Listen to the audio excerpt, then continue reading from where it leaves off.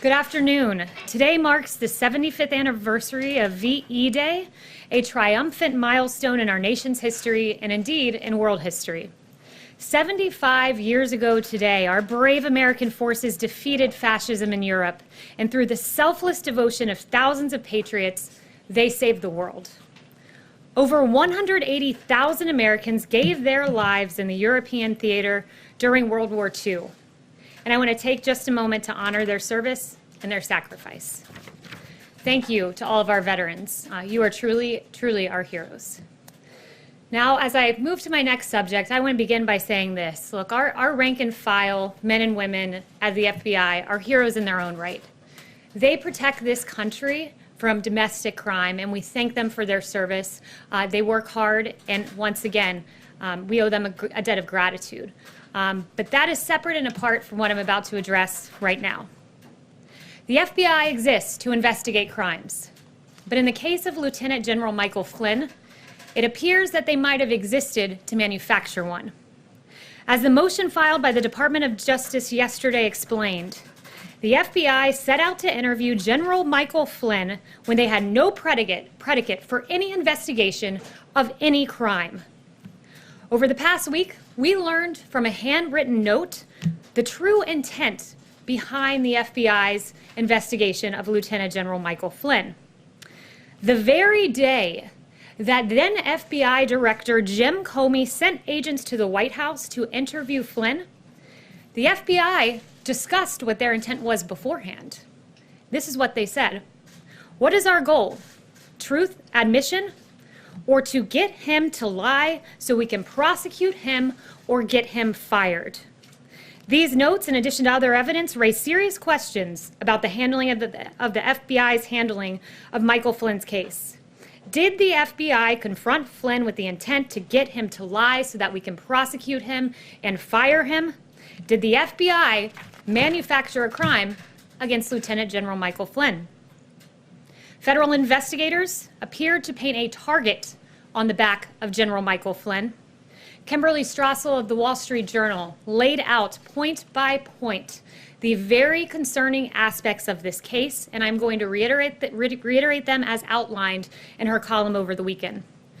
In December 2016, Flynn spoke as the incoming national security advisor to the Russian ambassador. This call, as is customary, was recorded by the United States government. They record calls with foreigners. But in a highly irregular move, the intelligence community under the Obama administration unmasked the identity of Michael Flynn, a United States citizen who is entitled to Fourth Amendment rights and to due process. But Lieutenant General Michael Flynn received none of that. The intelligence community was hunting for evidence against General Flynn, evidence they did not find. We learned from newly released transcripts that in stark contrast to what former DNI James Clapper had been saying publicly, and contrary to what he was saying publicly, here's what he was saying privately with regard to Russian collusion. I never saw any direct empirical evidence that the Trump campaign or someone in it was plotting or conspiring with the Russians to meddle with the election. Sounds awfully different from what he had just said 10 days prior in a public capacity. Having found no evidence of Russian collusion, the FBI came up with a new absurd theory that Flynn might have violated the Logan Act, a statute from 1799 that in its 200 years of existence had never been used to convict an American citizen, but it was resurrected in the case of Lieutenant General Michael Flynn. Michael Flynn didn't violate the Logan Act. Even the FBI did not think that General Flynn's telephone call provided the predicate for a criminal investigation. In fact, in January of 2017, an internal FBI document concluded that Flynn was, quote, no longer a valid, viable candidate for investigation. Disgraced FBI agent and noted Trump hater Peter Strzok disagreed, texting this, hey, if you haven't closed that Flynn case yet, don't do so yet, end quote. So the Flynn case remained active. This was a good thing for Peter Strzok, but it was a bad thing for justice. It was a bad thing for the rule of law. According to yesterday's motion to dismiss the case against Lieutenant General Michael Flynn, it said this, Mr. Strzok immediately relayed the, quote, serendipitously good news to Lisa Page, special counsel at the FBI, remarking, quote, our utter incompetence actually helps us. That's right, their utter incompetence to close the case against Lieutenant General Michael Flynn was something to be serendipitously celebrated. The scheme to manufacture a case against Michael Flynn continued. After President Trump entered office, the FBI's partisan pursuit of General Flynn proceeded under Jim Comey's FBI. Despite possessing a transcript of Flynn's entire conversation, the FBI decided it was somehow necessary to go ask General Flynn what happened on the call, despite having a transcript in their possession. The only motive would have been to, quote, get him to lie. They advised him he didn't need a lawyer present. Imagine that, you're an American citizen. You don't need a lawyer, we're just coming in to have a chat. They didn't inform their superiors at the Department of Justice about their intent to interview Flynn, despite their own attorney at the FBI saying, if we usually tell the White House, then I think we need to do what we normally do. But they ignored the advice of FBI counsel, and they went in to interrogate Michael Flynn. Acting Attorney General Sally Yates, no fan of President Trump, said she was flabbergasted, she was dumbfounded by the decision to not inform DOJ officials who, quote, hit the roof. This is all outlined in a legal document that you can find. Additionally, when the FBI arrived at the White House, they did not even warn lawyerless Flynn about the consequences for providing an inaccurate response. The interrogation of Michael Flynn was not an inquiry. Make no mistake, it was a trap. Even more troubling was the fact that after the interrogation of Flynn, former Deputy Director of the FBI, Andy McCabe, concluded that he, quote, didn't think Flynn was lying. But the case against Flynn continued. We were pleased to learn yesterday that the Justice Department moved to drop the case against General Michael Flynn. Though it took several years, it is encouraging to see that justice finally prevailed. As we move forward as a country, it's important to take these revelations very seriously in order for Americans to have faith in our justice system. If the top leadership of the FBI can target a 3-star general who served this country for 3 decades, make no mistake, they can target you. It's hard to believe that this happened in the United States of America. General Michael Flynn's life was forever changed. He had to sell his home. He faced financial ruin. His family was even threatened with prosecution. But despite all of that, here's what Michael Flynn put out yesterday in his first reaction to the motion to dismiss. If we can play the video, let's go ahead and play it.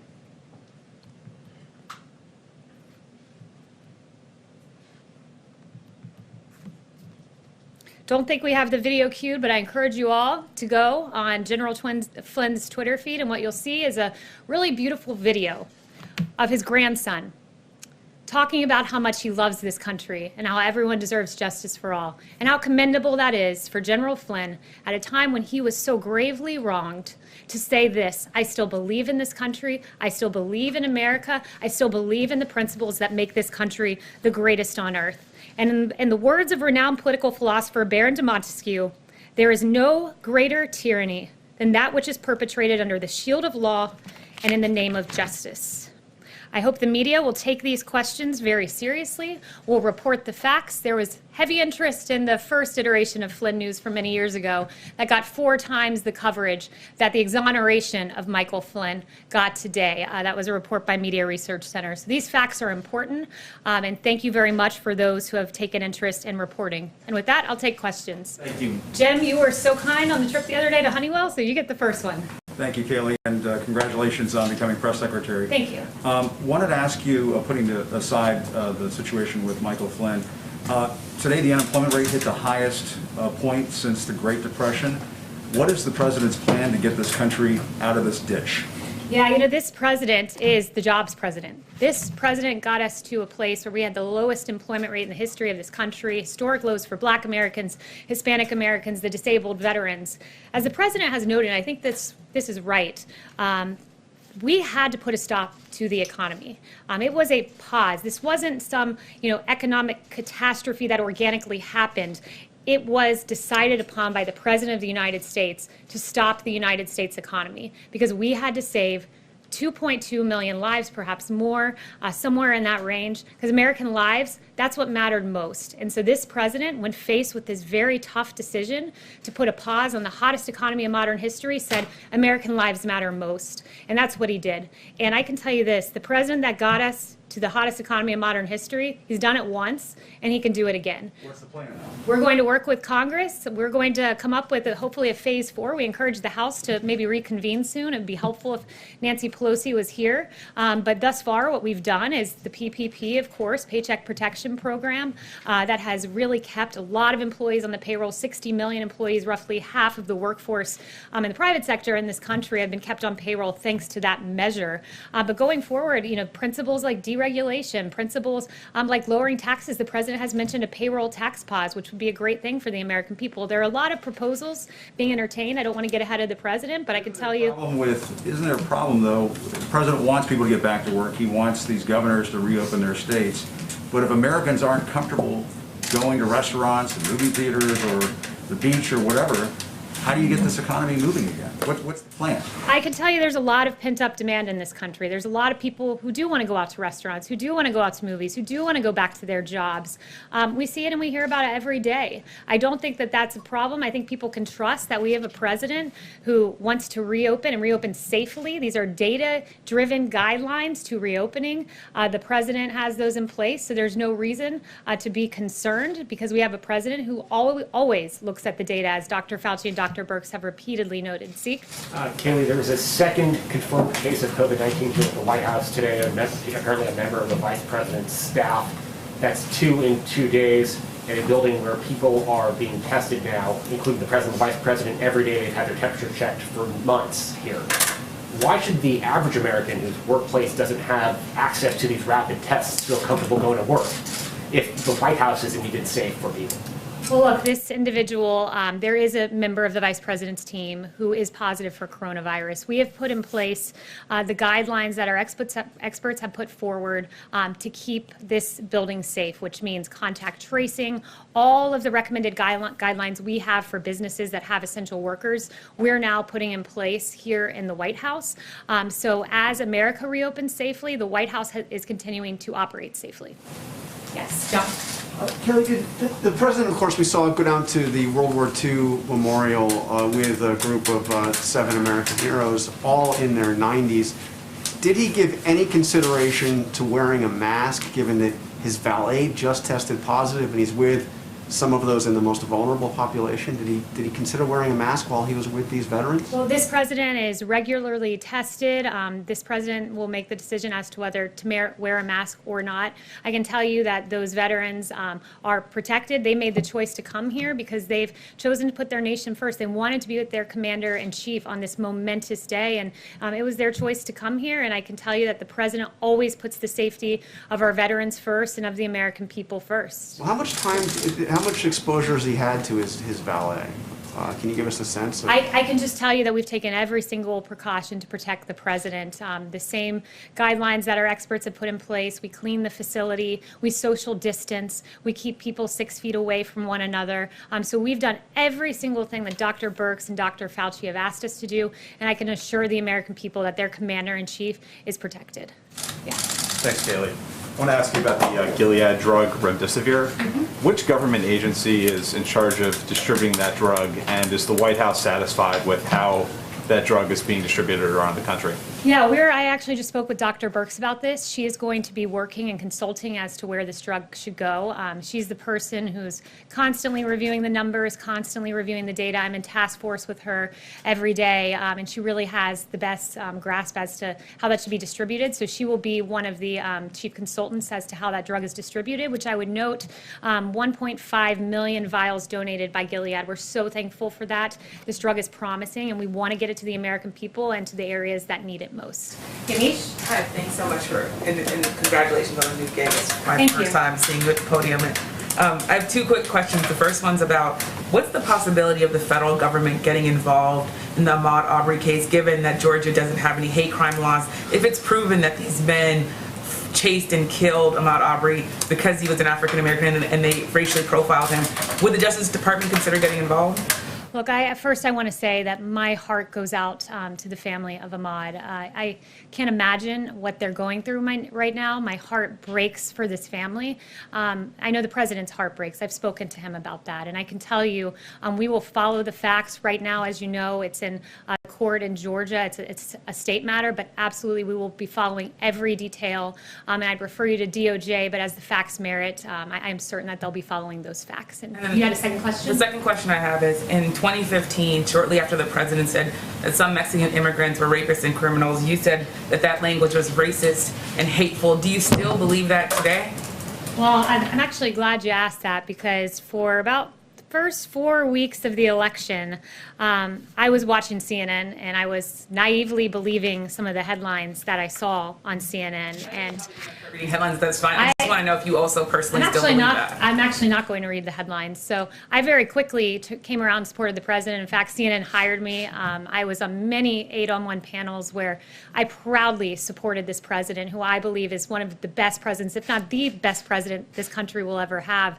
But I would encourage the individual who did that analysis of my past, rather than focusing on me, he really should be focused on some of the very guests CNN chose to have on their network. He should be focused on, I mean, over here, Jim Clapper, who said, 10 days before he privately told investigators there was no evidence of collusion, that Watergate pales in comparison to the Russia probe. I'd encourage them to look at Samantha Powers, who's privately saying, I'm not in possession of any evidence of collusion. Ambassador Rice, I don't recall intelligence or evidence of any collusion. Former Attorney General Loretta Lynch, I do not recall that being briefed to me. And for 3 years, 2 years, probably more than that, CNN ran with the collusion narrative. And if the American people are watching right now, you're probably very confused as to some of the quotes I read, because those individuals were saying much different things publicly than they were saying privately. And I'm very grateful that those transcripts were released yesterday. And perhaps the K-file should do an analysis of that. Yes, Emily? Are you walking back those comments today at all, or do you stand by those comments that you made? I support this president. There is no questioning that. I'm so honored to work for him. And Ebony, next question. Thank you. On the Michael Flynn case, Kayleigh, documents released yesterday suggest members of the intelligence community tried to keep the case against Michael Flynn ongoing. I'm wondering if you think there should be an investigation and whether the administration is considering bringing charges against people like James Clapper and Peter Strzok. I'd refer you to the DOJ on that, but I would say there were some very, very questionable actions that happened in this case, and I took you through a number of them. And I do think the American people deserve answers, but I leave it to the Justice Department as to how to get those answers. Yes. Kayleigh, has the president spoken to Michael Flynn since this news yesterday, and do you expect that he will visit the White House? Is that something that's being planned? I'm not aware of any conversations that have taken place, and not aware of any future plans that would regard Michael Flynn. Could I ask one more? Larry Kudlow said today that negotiations on the next stimulus are at a lull right now. Given where the numbers are in unemployment, from your perspective, from the White House perspective, why is it at a lull right now? Well, look, I think Nancy Pelosi should explore coming back and having the House come back and having those discussions. We know the Senate is here. I think it's important for us to move and look at a phase 4. The president thinks so too. So those negotiations will happen, but a big part of that is, we need the House. We need Nancy Pelosi to come back from California and get to Washington, D.C. and to work for the American people. Yep. Thank you, and congratulations on your new role. Thank you very much. Yeah. Following up on Jim's questions about getting the economy started again, does the president see the CDC guidelines as an obstacle to getting the country back up and running again? And if it does not see the CDC guidelines as an obstacle, why not release those guidelines to the public and also follow them as we move forward? So I assume you're talking about the guidelines that were widely reported about yesterday about daycares. Yes. Yes. So I would ask you, what's the definition of CDC guidelines? Is it something that the CDC director has actually seen?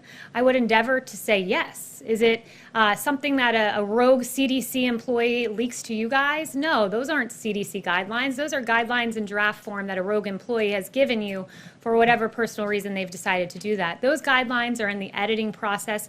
We want the American people to get as much information as they can possibly have at this time. That's why we have the phased reopening guidelines. guidelines, the data-driven guidelines. Those CDC guidelines are going through an editing process, and when we have those, you guys will be the first to know. Are we on time, Melissa? We are. I think we're up.